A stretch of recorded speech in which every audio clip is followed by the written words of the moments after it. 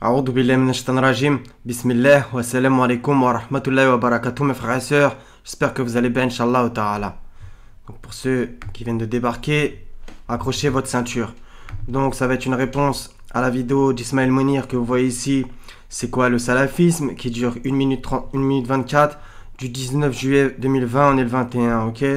Donc on va réagir, on va commencer tout de suite, sans plus de blabla. L'islam mot du jour, salafisme. Que signifie pour vous le mot salafisme? Un mot bizarre. Ouais, ok, j'ai pas compris. J'ai rien compris. C'est une salade. C'est pas une dictature au Moyen-Orient qui... Ouais, c'est une salade, l'islam que vous nous avez vendu. Ça, par contre, il a raison.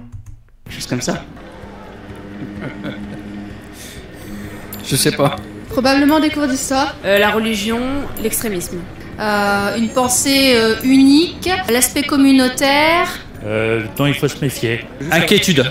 Le salafisme serait donc selon vous un mot bizarre qui correspondrait à une salade issue d'une dictature du Moyen-Orient et des cours d'histoire sur l'extrémisme avec une pensée unique et un esprit communautaire dont il faut se méfier. Voyons ça de plus près.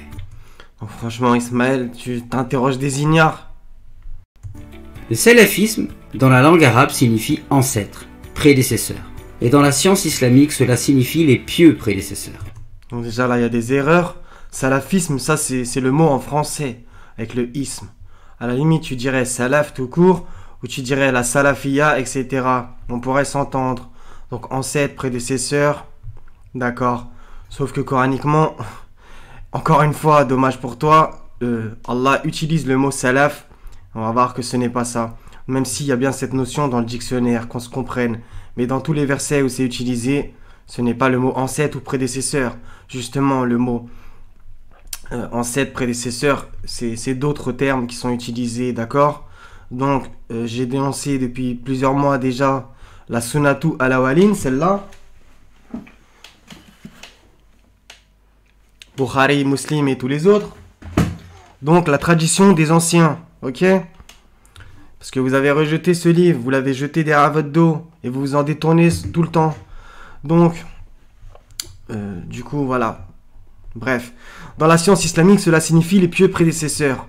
Non, tu oublies un mot. C'est pas le salafisme qui signifie les pieux prédécesseurs. C'est les salaf salih. Tu le sais très bien, le mot pieux, il n'y est pas là. Dans salaf. Il faut qu'il y ait salaf salih. Bref. Et selon une tradition du prophète, que la prière et la paix soient sur lui, qui est là-dedans. On dit qu'il faisait pipi assis, caca sur 2 briques, et qu'il s'est marié avec une gamine de 9 ans, de 6 ans, et qu'il a couché avec elle à 9 ans. Bravo les références. les 3 meilleurs siècles de l'islam seraient les 3 premiers siècles. D'accord? Donc notez bien, les 3 meilleurs siècles de l'islam seraient les 3 premiers siècles. Donc déjà, ce n'est pas vraiment ça, on va le voir. Et comme d'habitude, tu nous places le chiffre 3. D'accord? Donc, je t'ai déjà repris sur ça. Ne dis pas 3, tu le dis tout le temps, toi. Toi, tu le dis tout le temps. Parce qu'on va voir d'où ça vient, encore une fois, de vos hadiths bidons. Donc, ok? Aujourd'hui, le mot salafisme peut avoir plusieurs sens possibles, mais il est toujours un appel à une réforme en revenant à la voie des pieux prédécesseurs. Donc ça va être très intéressant, on va parler après. Que ce soit en matière de dogme, de jurisprudence ou de spirituel. D'accord?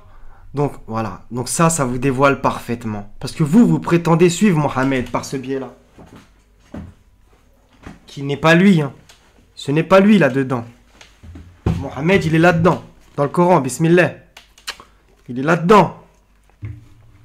Vous prétendez suivre Mohammed par Bukhari, Muslim, etc. Mais en fait, vos paroles vous contredisent, puisqu'en fait, ce n'est pas Mohammed que vous suivez, c'est les compagnons, les sahaba comme vous les appelez, qui n'ont pas leur place dans le Coran. Il n'y a ni leur blase, et le mot sahaba au pluriel n'existe pas. Sahaba, les compagnons au pluriel, c'est soit des compagnons diaboliques, donc les Karines, etc., des compagnons inséparables, etc. Et Mohammed avait un compagnon dans le 940. Et les gens qui l'entouraient s'appelaient les Ansar et les Muhajirun. Oui. Qui, au passage, il y en avait des bons et des mauvais. Comme Allah dit, il y a des hypocrites, tu ne les connais pas, mais nous les connaissons, etc., etc. Ok? Et vous dites qu'ils étaient tous bons, hormis un ou deux. D'accord. Encore une fois, vous allez contre le Coran. Donc, ces petites phrases vous contredisent parfaitement. Vous prétendez suivre Mohammed par le biais de Bukhari, qui est déjà une escroquerie, alors que Mohammed, c'est avec ça qu'il est venu, au passage. Et deuxièmement, en fait, vous suivez réellement les salaf salih. Oui, oui. Les 3 premières générations. Parce que toi, tu as dit les 3 premiers siècles. C'est pas très grave. Enfin, quand même, mais bon. En fait, ce n'est pas Mohammed que vous suivez. Voilà. Certains musulmans ont associé ce concept à la violence, le dévoyant ainsi de son sens. Dans les médias, ce terme est toujours associé à quelque chose de violent et d'obscur. Ce mot est donc devenu aujourd'hui un fourre-tout.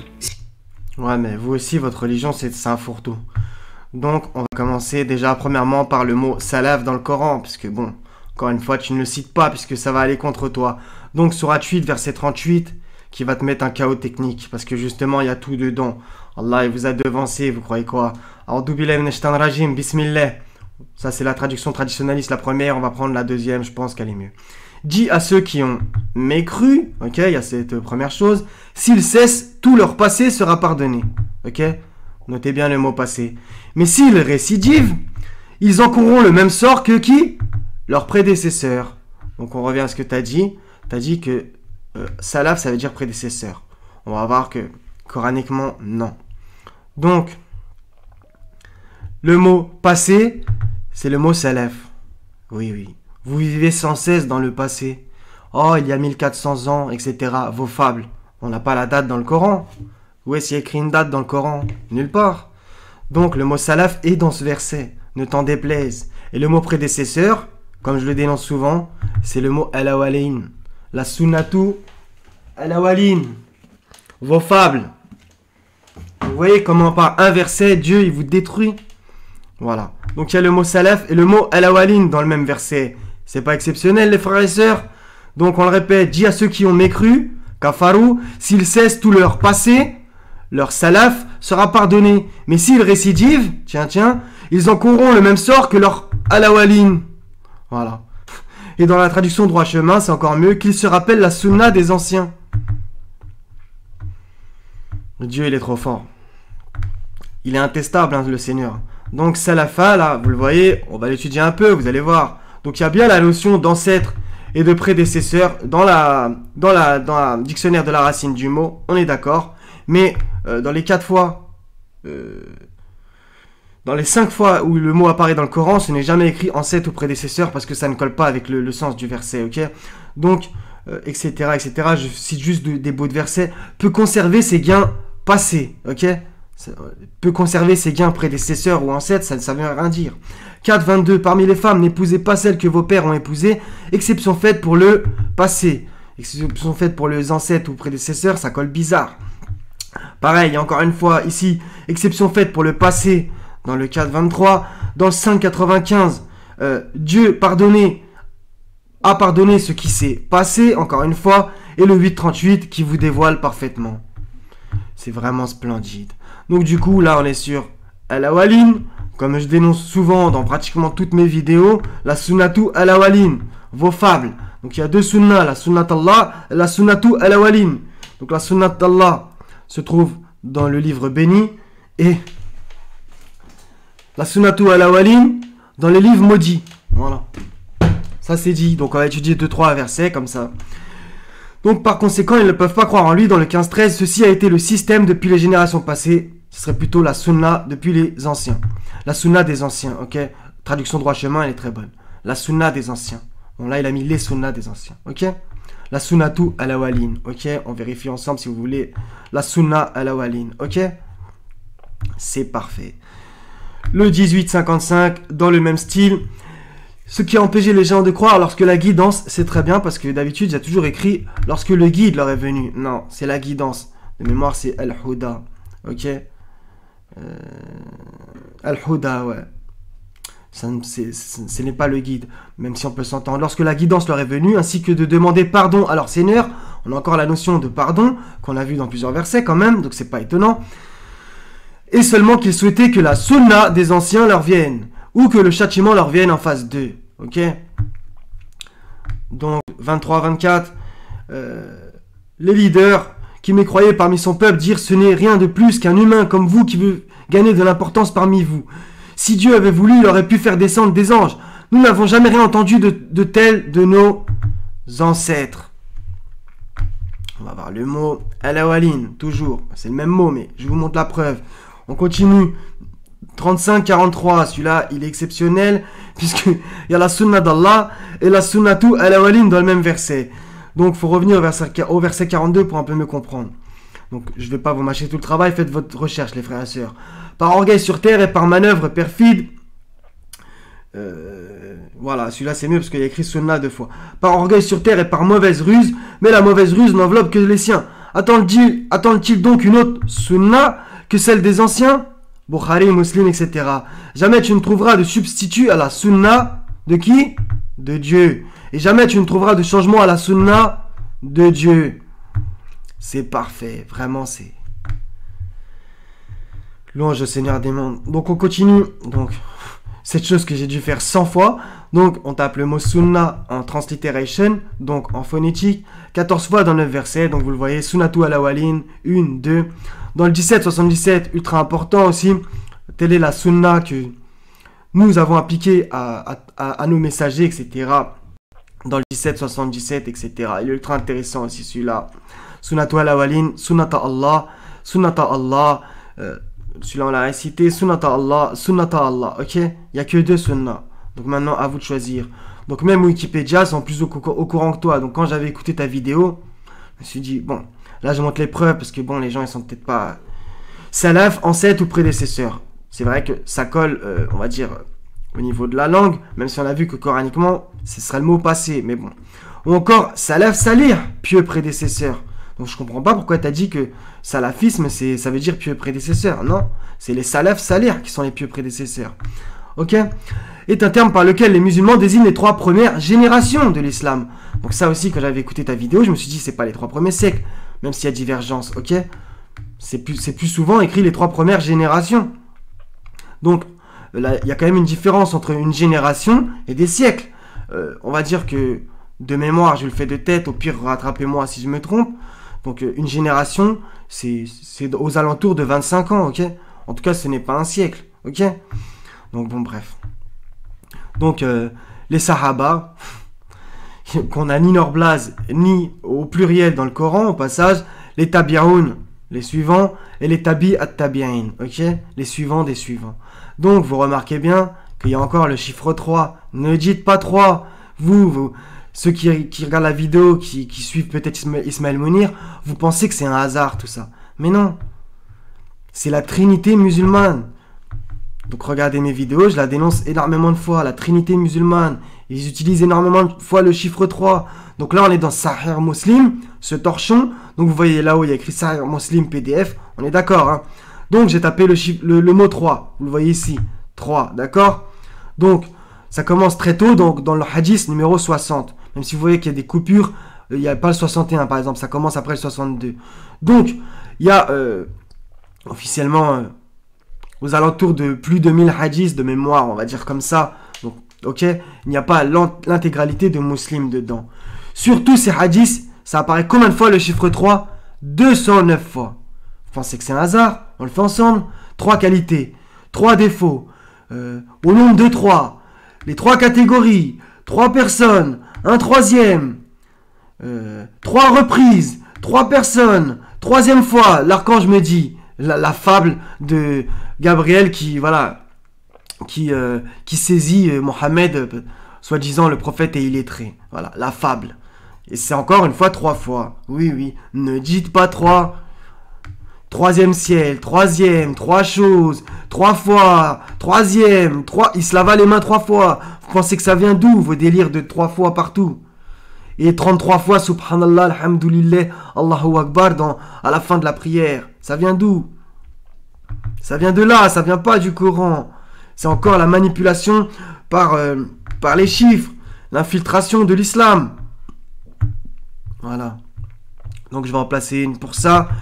Au cas où, ça peut être un bon rappel. Puisque eux, ils disent qu'ils suivent Mohammed par ce biais-là. Alors que finalement, en vérité, ils suivent les salaf salir. Oui, oui, vous l'avez vu, il l'a dit lui-même. Donc 235. Donc on va réciter au 33-21 que justement, il y a un mec qui m'a sorti, il l'a balancé 10 fois sous mes commentaires. Bah oui, mais ce mec, il oublie concrètement un tas d'autres versets. Donc du coup, voilà la manipulation 33-21. Ce verset existe et c'est une vérité. Néanmoins, si on ne le relie pas avec l'ensemble du Coran, on est complètement largué. Et eux, quand ils lisent le 33-21, ils ont la sensation que c'est de ça que ça parle. De Bukhari, Muslim et des hadiths bidons. En effet, vous avez dans le messager d'Allah un excellent modèle. Eux, ils mettent à suivre entre parenthèses. Ce n'est pas dans le texte. Le à suivre fait justement pour vous faire croire que c'est Mohammed qu'il faut suivre par le biais des hadiths. Tout ça, c'est prémédité, c'est bien travaillé. Pour quiconque espère en Allah et au jour dernier et invoque Allah fréquemment. Donc s'il y avait seulement ce verset, on pourrait peut-être s'entendre sur le fait de suivre la prétendue sunna. On pourrait peut-être s'entendre.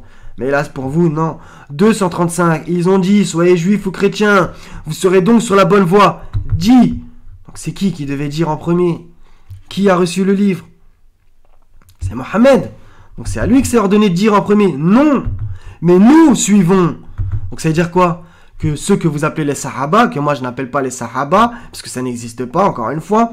Donc les Ansar, les Muhajiroun, on va dire les proches de Mohammed, nous suivons. Donc eux, Mohammed et les siens, ceux qu'ils suivaient, ils suivaient qui? Non, mais nous suivons la religion de qui? D'Abraham. Le modèle, on y revient, un excellent modèle dans le 33-21. Le modèle même de la droiture et qui ne fut point parmi les associateurs. Donc si Mohammed suivait Abraham, où est-ce qu'est la sunna d'Abraham? Vous allez détourner le sens du mot sagesse, que Abraham il a eu la sagesse. Oui, mais Allah dit qu'il donne la sagesse à qui il veut. On fait comment? Il a donné la sagesse à Luqman, à Moïse, etc. Donc ne dévoyez pas le terme al-hikmah, s'il vous plaît. Donc 3.31, encore un verset pour nous matrixer. Dit, que les gens utilisent pour nous matrixer, c'est bien entendu une vérité de la part d'Allah. Dit, donc Mohammed devait dire, si vous aimez vraiment Allah, suivez-moi. Allah vous aimera alors et vous pardonnera vos péchés. Allah est pardonneur et miséricordieux. Mais si ce verset, vous ne le mettez pas en lien avec celui d'avant, non, mais nous suivons la religion d'Abraham. Vous voyez qu'il y a la notion de suivre. Donc Mohammed suivait Abraham. Donc, quand Mohammed dit, si vous aimez vraiment Allah, suivez-moi, ça sous-entend qu'il faut le suivre par le biais d'Abraham. C'est d'une logique évidente. En fait, Abraham, on va le voir juste après, que c'est l'imam. Donc, on va le voir tout de suite. Donc, quand ton Seigneur, 224, vous allez voir, quand ton Seigneur eut éprouvé Abraham par certains commandements et qu'il les eut accomplis, le Seigneur lui dit, je vais faire de toi un exemple à suivre pour les gens. C'est du mytho, il n'y a pas écrit exemple, il y a écrit imam. Et là, encore une fois, il y a la notion de suivre. Et il y a écrit pour les gens. Donc, c'est quoi ça? Ça veut dire que c'est Abraham qu'on doit suivre. 2278, la religion de votre père, Abraham. C'est notre père. Donc c'est clair, net et évident. Regardez. 3.95 dit, Mohammed devait dire, c'est Allah qui dit la vérité, Sadaqallah. Suivez donc la Milat Ibrahim, c'est la voie d'Abraham. Hanifa, il n'y a pas écrit musulman droit. Et il n'était point du nombre des associateurs. Vous remarquez qu'il y a écrit très souvent qu'il n'était point du nombre des associateurs. Ce n'est pas un hasard. Donc 425, pareil. Pareil, 661, qui est parfait. Dit, donc c'est qui devait dire en premier? C'est Mohammed. Moi, mon Seigneur m'a guidé vers un chemin droit, une religion droite, din. Et c'est pas la religion d'Abraham, c'est la voie d'Abraham, la Milat. Le soumis exclusivement à Allah qui n'était point quoi? Parmi les associateurs. Ça c'est du shirk. Vous dites Mohammed a dit, fait penser. Et alors qu'Allah n'a descendu aucune preuve sur la prétendue sunna qu'on lui attribue. Aucune. Ce ne sont que des noms que vous et vos ancêtres avez inventés. Omar, etc. Ils n'existent pas dans le Coran. Je vous mets au défi, jusqu'au jour de la résurrection, de trouver Aïcha, Abu Bakr, Omar, avec leur nom. Et pas avec vos interprétations. Oui, dans la sourate 24, c'est la calomnie envers Aïcha. Oui, dans le 940, c'est Abu Bakr. Non, il n'y a pas écrit. Ça, c'est vos interprétations. Parce que vous lisez le Coran sous le prisme de la prétendue sunna. Donc, du coup, vous êtes largués. Donc, 1623, puis nous t'avons révélé. On fait comment? Révéler, c'est carrément une révélation. Suis, il y a encore la notion de suivre, donc ça fait plusieurs fois. la religion d'Abraham, qui était vouée exclusivement à Allah et n'était point du nombre de quoi? Des associateurs. Voilà. Donc je pense que ça sera tout. Ça doit faire 20 minutes au moins. Ouais, 20 minutes pile, subhanallah. Donc voilà les frères et sœurs. Donc, je pense que c'était tout. Donc voilà, j'ai poursuivi par le petit rappel que j'ai déjà fait je sais pas combien de fois avec la Milat Ibrahim, etc. Et que Mohammed devait suivre Abraham. Mais bon. Et donc vous avez vu l'escroquerie qui nous a fait et que eux ils nous ont vendu avec les salaf salih. Les 3 premières générations, où lui il a dit 3 premiers siècles. Ne dites pas 3. Vous en avez pas marre? Voilà. Donc le 838 dévoile parfaitement la chose. Avec le mot salaf et al-awalin. C'est exceptionnel. Vraiment, il n'y a pas de mots. Donc voilà mes frères et sœurs. Donc soyez bénis. Je vous aime pour la face d'Allah subhanahu wa ta'ala. Wa salamun ala al-mursalin. Wa alhamdulillahi rabbil alamin. La ilaha illa huwa al-aziz al-hakim. Wa salamu alaikum wa rahmatullahi wa barakatuh mes frères et sœurs. À la prochaine, Inch'Allah ta'ala.